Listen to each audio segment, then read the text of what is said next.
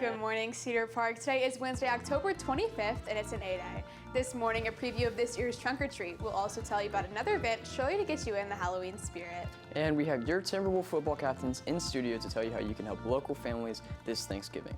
Also on this morning's headlines in today's brief, including a new flesh-eating parasite and a Netflix original Squid Game sequel.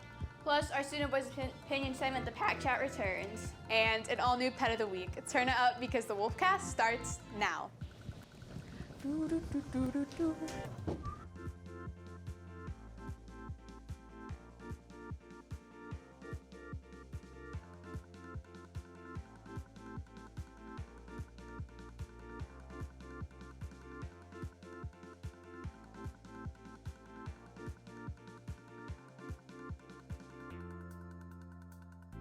Good morning, Cedar Park. I'm Kira Cox. I'm here this morning with Reed Cummins and Risa Elizondo in for Lulu Lynch.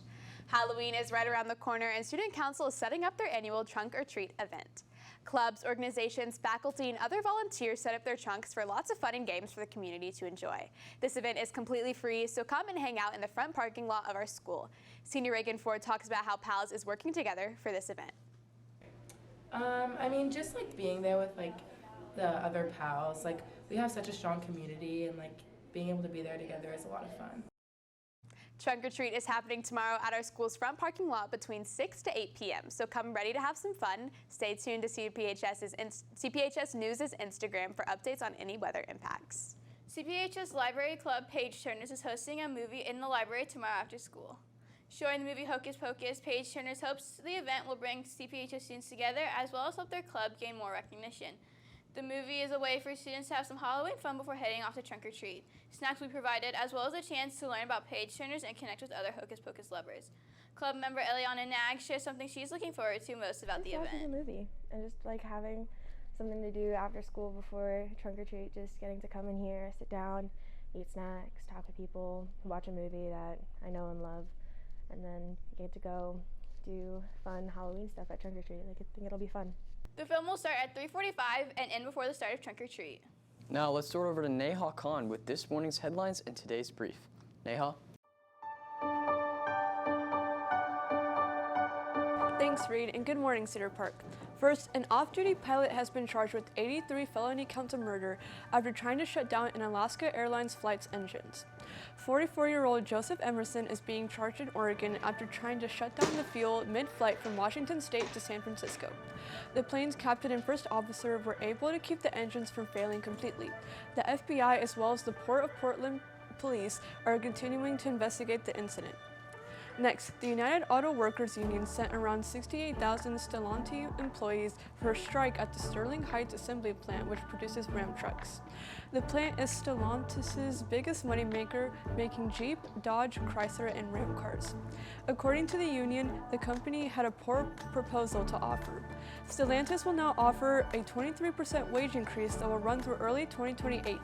They also plan to increase company contributions 50% to the retirement accounts of the employees.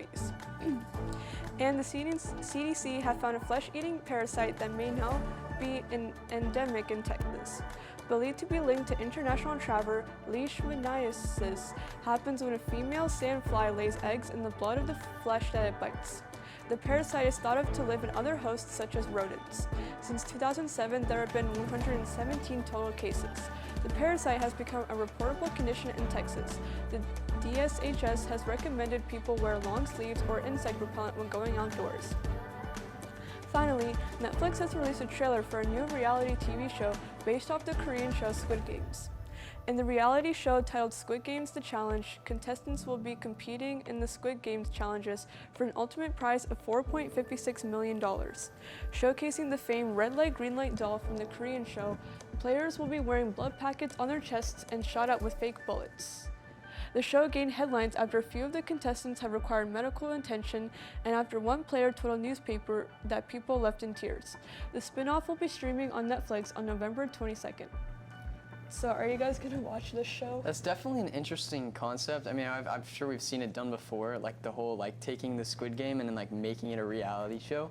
But I don't know if they're gonna be able to like relive up to the hype that show had like 2 years ago. Like I remember that was all anyone ever talked about. Yeah, So, I don't know, I'm kind of curious to see how the show will play out. yeah. Yeah, I remember it being like all anyone could ever talk about, but I've never seen it. And I'm never gonna see it. Exactly. Right, Yeah, I just know everything. Like I've never watched the show, but I just feel like people talked about it so much you that kind like, of knew what the entire right, premise yeah. I was. saw the show and it was definitely worth the hype.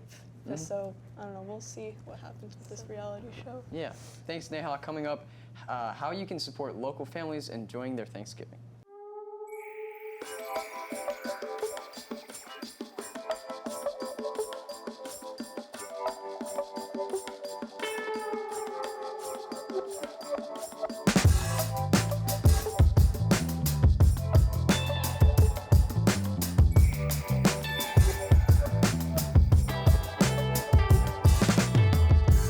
We're joined now by football captains Reed Vines and Aiden Arp to talk about the Tackle Hunger competition. Tell us more about this competition and why it's important for the team. So it's a competition between us and Leander High School for who can raise the most canned goods for food pantries around the area. Awesome. And then why is it important to y'all? Because it's a way that we can give back to the community. And so who does this competition, like, who does it benefit? It benefits at-need people in the community because we give all the cans to food pantries. Awesome. And then where can people like drop off their cans and goods? They can bring them to the game this Friday, and if they can't make it to the game, they can also bring it to the athletic building and bring it to the office for the coaches to pick up, and they can bring it to the game. Awesome. Thanks, Reed and Aiden. Up next, an all-new Pack Chat, but first, this break. All right.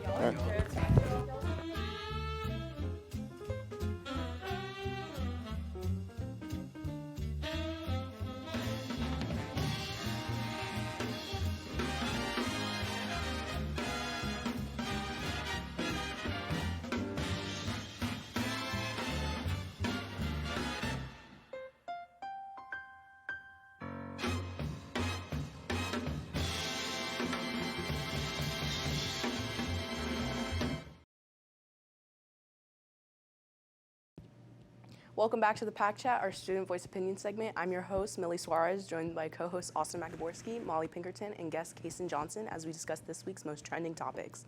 Let's get started. First up, a mom is asking for advice after she says a very good friend resold her Taylor Swift Eras ticket that was originally $300 for $900 as a gift for her daughter's 16th birthday.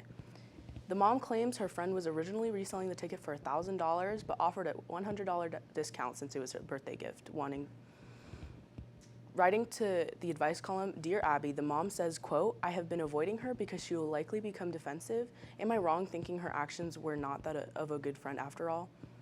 So, what would you guys tell this mom? I would tell her like, I'll just be like, bruh.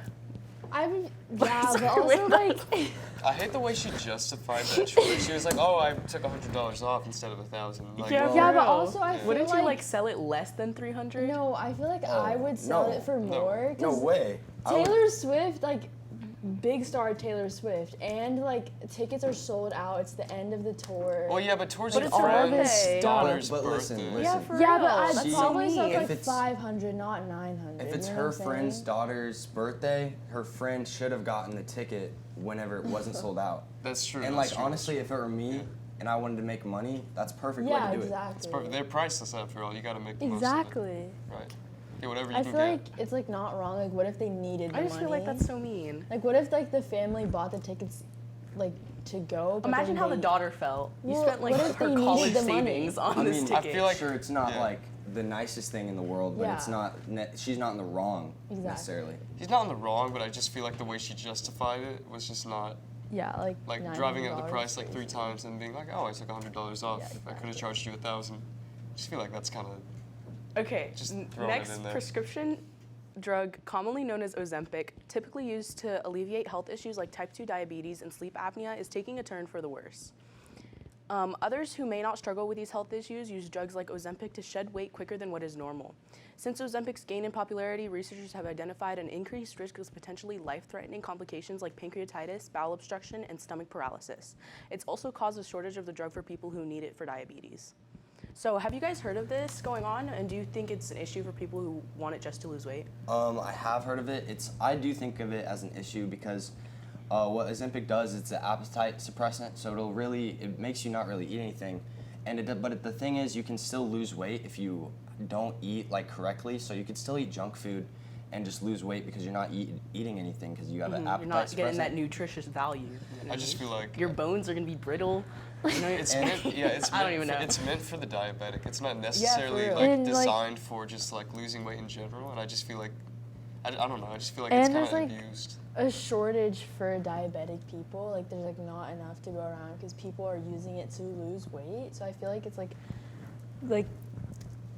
you know what I'm saying? Yeah, it doesn't necessarily fix any weight problems either because Exactly. once you're off of it, you're still just gonna gonna gain gain all the weight. weight back Exactly. Yeah, because for you, real. you And haven't then changed any habits. I feel like there's potential to like feel like you need that like to lose weight when I feel like people just like aren't looking for like a healthy way to do that anymore. Yeah, I feel like there's better ways to. There's like so many different ways to lose There's better weight. ways to lose weight if you're not diabetic because, again, that is specifically Natural used for issue. diabetic Yeah. people. It's not really used for like the general Yeah. public just to lose weight. And I feel like there's just better ways to do it that are less expensive, more productive, and just like better for Better your long-term for health. you. Finally, trick-or-treating is a well-known tradition for kids of all ages, and Halloween is right around the corner. The chance to partake in all those Halloween traditions without adult supervision makes it much more exciting for kids. 84% of parents agree that kids ages 9 through 11 benefit from free time without adult supervision. So what age do y'all think is most appropriate to go trick-or-treating? I think I first started when I was like 15, 16 or something. Yeah, for Even real. My with, mom like, didn't let me strict- go more trick-or-treating strict like by limits, myself yeah. until I was like 13, I think, or 14. Yeah. How did y'all feel about that? Yeah. Did y'all want to I felt early? like mine was kind of a little bit later than Yeah. a couple other kids. But Whenever I was in like, I remember being in 4th grade and I was just like, there's no way I'm trick-or-treating with my mom with that. No, for real. It's just like, it's so embarrassing. One time for Halloween, I wanted to go with like family friends, and then my mom and like my friend's mom went in their car and like followed us. Oh my god. That's And like I the was worst. like, okay, Like, yeah, my that's mom so would much always worse follow than me, just. but I feel like 10 to 11 years old is like when, Prime like, age. everyone usually goes. But by that's also themselves. prime age for like predators. So Stop us. it's true. It's Oh, true. true. That is true. It's That is true, but like especially today, because I feel like it's only gotten worse yeah. as time has gone on. So I'm not really sure where that age gap stands anymore. You're good to be safe. It also depends on like the neighborhood you live in. Right. It feel also like, yeah. you need to go with a big group of friends if you were to go by.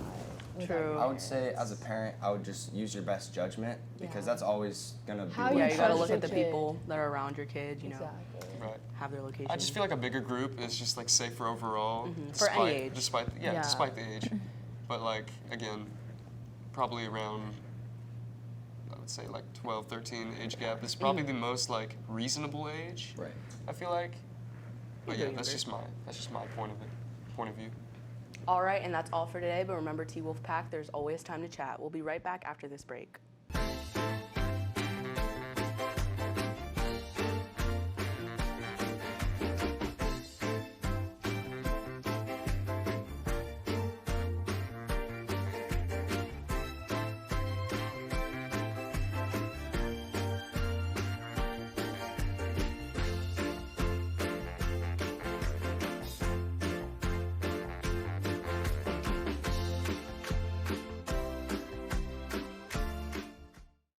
Before we go, it's time for your pet of the week. This week's pet of the week is sophomore Chloe Thompson's cat, Bowie. Bowie is a 1-year-old tabby cat who gets very excited and hyper near food. He also loves sitting on top of the refrigerator and eats bugs around the house occasionally. If you'd like your pet to be featured on Pet of the Week, direct message us on our Instagram account @CPHS News or tweet us a video and a short bio of your pet. And that's all we have for you guys today. Thank you for taking the time to join us during your den. You can catch anything you missed and more on our X, YouTube, TikTok @CPHS News. Catch tomorrow's show for a story on haunted house, volleyball playoffs, and band's middle school night. With CPHS News, I'm Risa Elizondo. I'm Reed Cummins. And I'm Kira Cox. Remember to make it a great day or not, the choice is yours. Have a wonderful Wednesday, Cedar Park.